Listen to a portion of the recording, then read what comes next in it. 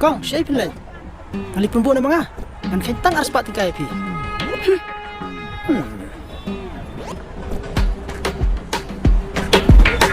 Kong, pinlay sa college? Halingan ibu mga. Pindun ka magsipsa.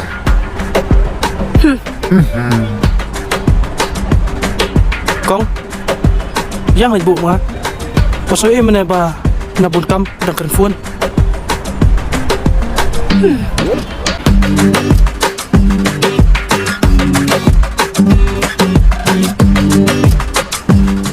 Balay, himyo gali na daman eh. Kiyo, ngalin ra mga IP.